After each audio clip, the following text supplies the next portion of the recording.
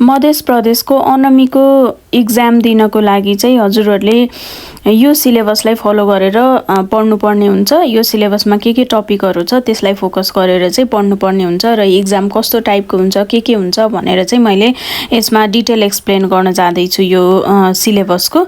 अब हजुरहरूले थाहा पाइसक्नुभयो मध्य प्रदेशमा अनमीको यति धेरै भ्याकेन्सी खुलेको छ, जसको एक्सप्लेन मैले अगाडिको भिडियोमा पनि गरिसकेको छु, त्यहाँ अझै डिटेल हेर्न सक्नुहुन्छ। र अब सिलेबस हेर्दाखेरि चाहिँ हजुरहरूको इक्जाम रिटन इक्जाम र इन्टरभ्यू हुन्छ। रिटन इक्जाममा चाहिँ हजुरहरूलाई मल्टिपल चोइस क्वेसन अब्जेक्टिभ र सब्जेक्टिभ थ्योरी क्वेसन चाहिँ सोधिन्छ है। मल्टिपल चोइस क्वेसन हजुरहरूको 100 मार्क्सको हुन्छ भने जसमा कतिवटा आउँछ त 50 वटा मल्टिपल चोइस क्वेसन सोधिन्छ, जसको 1 क्वेसन इक्वल्स टु 2 मार्क्स हुन्छ र टोटल 50 वटा क्वेसनको 100 नम्बरको हुन्छ है। र यो 50 वटा मल्टिपल चोइस क्वेसन चाहिँ हजुरहरूले 45 मिनटमा गरेर सकिसक्नुपर्ने हुन्छ भने अर्को हुन्छ द्वितीय पत्र भनेर। द्वितीय पत्रमा चाहिँ हजुरहरूलाई टोटल्ली थ्योरी लेख्न आउँछ है। सब्जेक्टिभ क्वेसनहरू हुन्छ, यसमा सर्ट क्वेसन लङ क्वेसन भनेर आउँछ भने यसमा चाहिँ हजुरहरूले टोटल्ली थ्योरी एन्सर सब्जेक्टिभ एन्सरहरू चाहिँ लेख्नुपर्ने हुन्छ। यो पनि 100 मार्क्सको हुन्छ र टाइम भनेको 2 घण्टा 15 मिनटमा हजुरहरूले 100 मार्क्सको सब्जेक्टिभ क्वेसन गरेर सकिसक्नुपर्ने हुन्छ है। र यो रिटन इक्जाममा हजुरले फर्स्ट पेपर सेकेन्ड पेपरमा नाम निकालिसकेपछि हजुरको हुन्छ इन्टरभ्यू है। इन्टरभ्यूमा पनि अब हजुरले इन्टरभ्यूमा पनि नाम निकाल्नु भयो भने चाहिँ हजुरको फाइनल्ली सिफारिस हुन्छ र नियुक्ति भएर पोस्टिङ चाहिँ हुन्छ है। इन्टरभ्यू चाहिँ 30 मार्क्सको मात्र हुनेछ भने यहाँ अब केही नियमहरू लेखेको छ, यो त हजुरहरूलाई थाहा नै छ हैन। अब कालो पेन मात्र युज गर्न पाइन्छ, क्याल्कुलेटर मोबाइलहरू लान पाइँदैन भन्ने कुराहरू यहाँ सामान्य जुन इक्जामका नियमहरू छ त्यो कुराहरू चाहिँ इन्क्लुड गरेको छ भने अब यहाँ छ हजुरहरूले के टपिकहरू पढ्नुपर्ने हुन्छ त भन्दा यो पेपर फर्स्ट है। फर्स्ट पेपर भनेको मल्टिपल चोइस क्वेसन सोधिने है।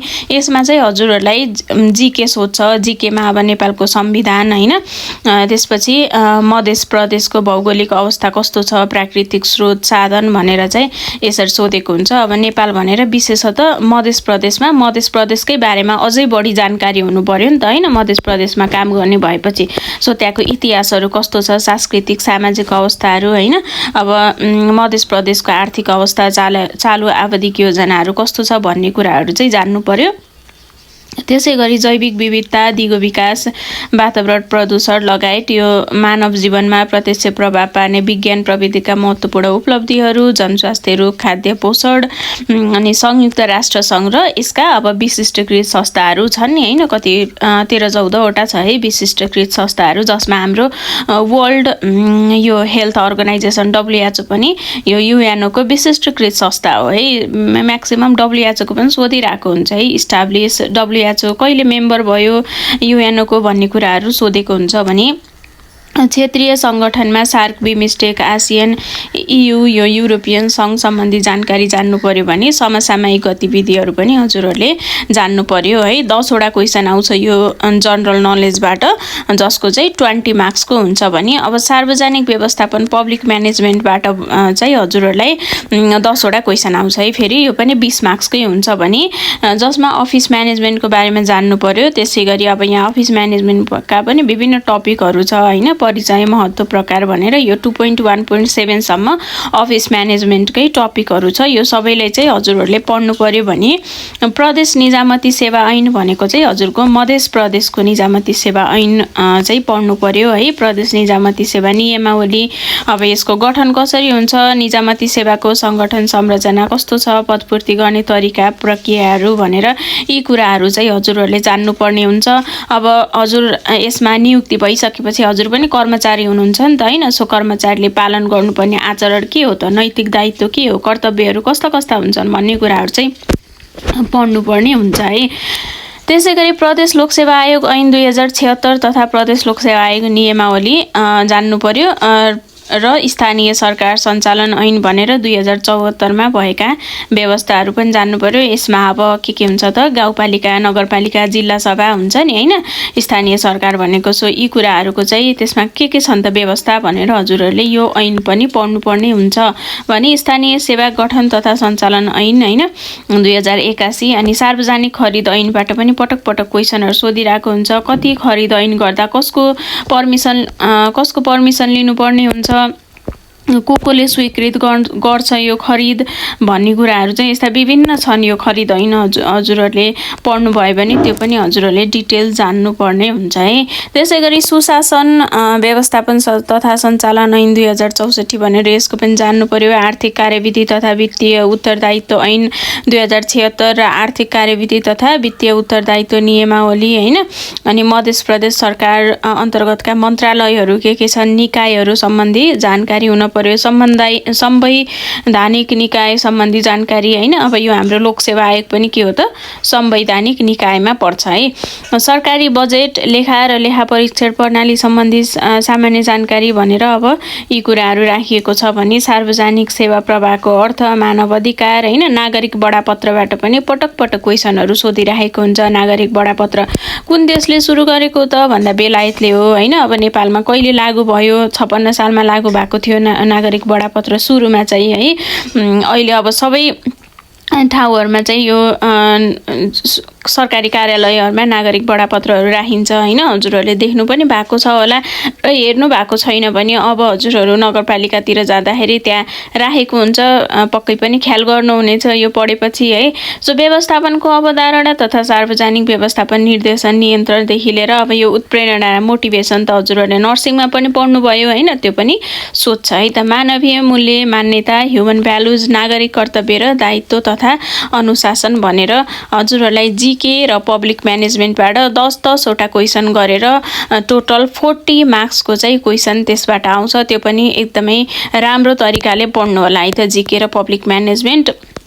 र हजुरहरूलाई अब नोटहरू चाहिएको छ, क्लासहरू लिन चाहनुहुन्छ भने क्लासेसहरू भइरहेको छ, ढिला नगर्नुहोस् क्लास जोइन गर्नको लागि है। सो अब राम्रो नोटहरू मात्र चाहिएको छ भने पनि नोटहरू पनि हामीले एभाइलेबल गराउँछौँ। फर्म भर्न जान्नु भएन, फर्म भर्दा कन्फ्युजन भयो कसरी भर्ने भन्नुभयो भने हामीलाई कन्ट्याक्ट गर्न सक्नुहुन्छ। हामीले फर्म पनि भरिदिन्छौँ। कन्ट्याक्ट डिटेल मैले तल डिस्क्रिप्सनमा राखिदिएको छु है। र हाम्रो वेबसाइट छ ज्ञानमार्क.com भनेर, त्यहाँ गएर मल्टिपल चोइस क्वेसनहरू हजुरहरूले फ्रीमा नै प्र्याक्टिस गर्न सक्नुहुन्छ, जहाँ हजारौं मल्टिपल चोइस क्वेसनहरू छन्। त्यहाँ गएर यो जीके, पब्लिक म्यानेजमेन्ट, नर्सिङ सबैको छ एमसीक्यूज, त्यहाँ गएर प्र्याक्टिस गर्न सक्नुहुन्छ है। र अब हजुरहरूको जीके, पब्लिक म्यानेजमेन्ट र नर्सिङको पोर्सनबाट सोधेको हुन्छ मल्टिपल चोइस क्वेसनमा भने अब नर्सिङको टपिकहरू हेरौँ, सब्जेक्टहरू हेरौँ, त्यसमा एनाटोमी र फिजियोलोजी भइहाल्यो। विभिन्न यो हाम्रो 10 वटा सिस्टमको चाहिँ त्यसको एनाटोमी कस्तो छ र त्यसका फङ्सनहरू के हुन्छन् भन्ने कुराहरू हजुरहरूले जान्नु पर्यो। त्यसै गरी मेकानिजम अफ डिफ्रेन्ट सिस्टम भनेर डाइजेसनको, रेस्पिरेसन र यो पल्मोनरी सर्कुलेसनको चाहिँ हजुरहरूले मेकानिजम पनि जान्नु पर्यो है, कस्तो हुन्छ मेकानिजम भनेर। यो जुन हजुरहरूले पढिसक्नु भएको छ अनमी कोर्स गर्दाखेरि पनि, पिसिएल नर्सिङ पढ्दा पनि यो पढिसक्नु भएको छ है। फन्डामेन्टल अफ नर्सिङ भनेको छ। फन्डामेन्टल अफ नर्सिङमा चाहिँ अब यो एएनएमको रोल अनि जब डिस्क्रिप्सन कस्तो हुन्छ त एएनएमको भनेको हजुरहरूले के काम गर्नुपर्ने हुन्छ, को प्रति रेस्पोन्सिबल हुनपर्छ भन्ने कुराहरू जेडीमा इन्क्लुड गरेको हुन्छ र हजुरहरूको रोलहरू के हुन्छ भन्ने कुराहरू जान्नु पर्यो। इथिकल र लिगल रेस्पोन्सिबिलिटी कस्तो छ त नर्सेसहरूको नेपालमा भन्ने कुरा पनि थाहा पाउनु पर्यो। र नर्सिङ प्रोसिजियर भनेर यहाँ विभिन्न प्रोसिजियर देखाएको छ जुन हजुरहरूले हस्पिटलमा गर्दै आइराख्नु भएको छ है। त्यसै गरी फर्स्ट एड भयो हैन। फर्स्ट एडमा हजुरहरूले सबैको पढ्नु परेन, यहाँ जुन टपिक राखेको छ त्यसको मात्र पढ्ने। पोइजनिङ, फरेन बडी, चकिङ हुँदा हैन, चकिङ हुँदा हेमलिक म्यान्युभरबाट गरिन्छ, चकिङ हुँदा कुन गरिन्छ, फर्स्ट एडमा कुन मेथड गरिन्छ भनेर पटक पटक एमसीक्यूमा सोधिराखेको हुन्छ भने बर्न, स्नेक बाइट, इपिस्ट्याक्सिसहरूबाट क्वेसन सोधेको हुन्छ है। ट्रिटमेन्ट अफ सिम्पल डिजिज र डिसअर्डर भनेको छ अब सामान्य डिजिजहरू जान्नु पर्यो जुन चाहिँ अझै बढी कमनहरू छन्, यहाँ त्यही राखेको छ। Diarrhoea, dysentery, anaemia, TB, pneumonia, diabetes, rheumatic fever है, urinary tract infection, meningitis, head injury, यो सबै डिजिजहरू चाहिँ हजुरहरूले जान्नुपर्छ। त्यसै गरी मेन्टलबाट पनि यहाँ राखेको छ एङ्जाइटी, डिप्रेसन र मेन्टल रिटार्डेसन। यो चाहिँ कताको भयो त मेन्टल हेल्थको भयो है। त्यसै गरी छ कम्युनिटी हेल्थ नर्सिङबाट national reproductive health policy strategy र component, family planning method, immunisation, अनि यो न्युट्रिसनल डेफिसियन्सीमा माल न्युट्रिसन अहिले कति छ माल न्युट्रिसन होइन नेपालमा एनडिएचएसको डाटा हेर्नुभयो भने हजुरहरूले त्यहाँ देख्नुहुन्छ malnutrition, vitamin A deficiency, B deficiency, C deficiency, D deficiency, iron र आयोडिन डेफिसियन्सी होइन। अब आइरन डेफिसियन्सी धेरै भएर यो बच्चा भन्दा पनि यो टिनेज गर्ल्समा एनिमिया भएर अहिले प्रत्येक स्कुलमा पढ्ने टिनेज गर्लहरूलाई चाहिँ आइरन सप्लिमेन्ट गरेको छ नेपाल गभर्मेन्टले होइन। अब भिटामिन यस्ता कुराहरू चाहिँ हजुरहरूले जानिराख्नुपर्ने हुन्छ है।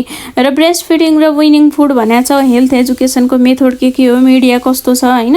अब element barrier, technique of communication, epidemiology र त्यसको कम्युनिकेबल डिजिजहरू, ग्रोथ र डेभलपमेन्ट अफ चिल्ड्रेन, इन्फ्यान्टदेखि एडोलसेन्टसम्मको ग्रोथ र डेभलपमेन्ट हजुरहरूले जान्नु पर्यो। र एन्थ्रोपोमेट्रिक मेजरमेन्ट भनेको त अब हामीले मुवाक मेजरमेन्टहरू लिन्छौँ नि होइन, त्यो कुराहरू पर्छ। ग्रोथ मोनिटरिङ जसमा road to health card, developmental milestone, developmental task, developmental theories है। अब यो डेभलपमेन्टल माइलस्टोनबाट पनि क्वेसनहरू सोधिराखेको हुन्छ है।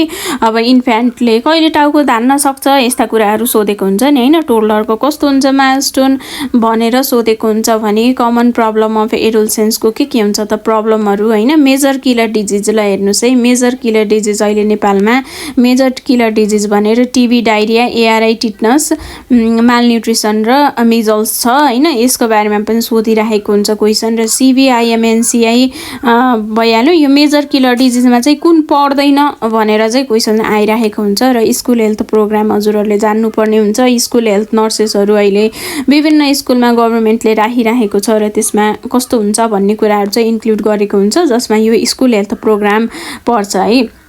चाइल्ड टु चाइल्ड अप्रोच के हो, इन्भाइरोमेन्टल सेनिटेसन, अनि health hazard, waste management, mode of transmission of disease भनेर यो कुराहरू चाहिँ हजुरहरूले कम्युनिटी नर्सिङबाट पढ्नुपर्ने हुन्छ। अब हजुरहरूलाई यो तयारी गर्नको लागि क्लासेसहरू चाहिएको छ, राम्रो क्लास लिन चाहनुहुन्छ, पिडिएफ नोटहरू चाहिएको छ, फर्म भर्न जान्नु भएन, फर्म भरिदिन पर्यो भने हामीलाई कन्ट्याक्ट गर्न सक्नुहुन्छ। कन्ट्याक्ट डिटेल मैले डिस्क्रिप्सनमा राखिदिएको छु।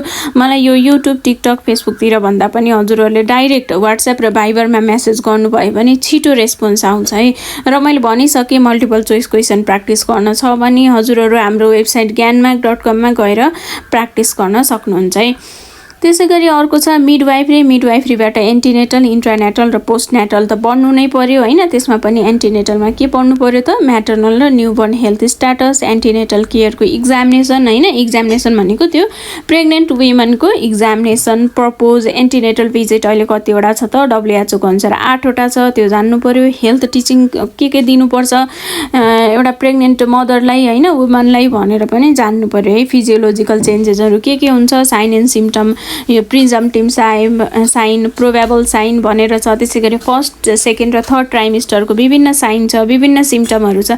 यो कुराहरू चाहिँ हजुरहरूले पढ्नुपर्ने हुन्छ भने डायग्नोसिस अफ प्रेग्नेन्सी अब कसरी डायग्नोसिस गर्न सकिन्छ र क्यालकुलेसन अफ एलएमपी है, यो पनि इम्पोर्टेन्ट हो। हजुरलाई एउटा डेट दिन्छ र त्यसपछि त्यसको चाहिँ एक्सपेक्टेड डेट अफ डेलिभरी र विक अफ जेस्टेसन निकाल भनेर चाहिँ क्वेसन सोधेको हुन्छ है।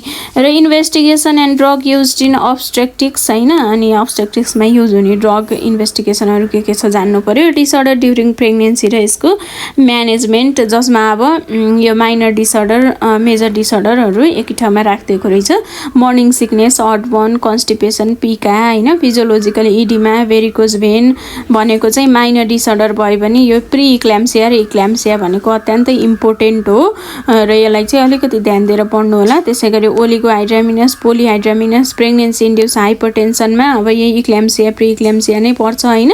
अनि हाइपरिमेसिस ग्राभिडेरम भनेको पनि अब एउटा मर्निङ सिकनेस भयो होइन, नजिया भमिटिङ हुने। तर हाइपरिमेसिस ग्राभिडेरम भनेको त के हो त यो थर्ड ट्राइमेस्टरसम्मै पनि भमिटिङ भइराख्ने के वुमेनलाई, जसले गर्दा एकदमै डिहाइड्रेसनदेखि लिएर विभिन्न यो फिजियोलोजिकल डिस्फङ्सनहरू गराएको हुन्छ। यो कुरा पनि हजुरहरूले जान्नु पर्यो है। अब यसको डिटेल्समा त हामीले क्लासमा नै पढाउँछौँ, हजुरहरूले क्लास जोइन गर्न सक्नुहुन्छ है।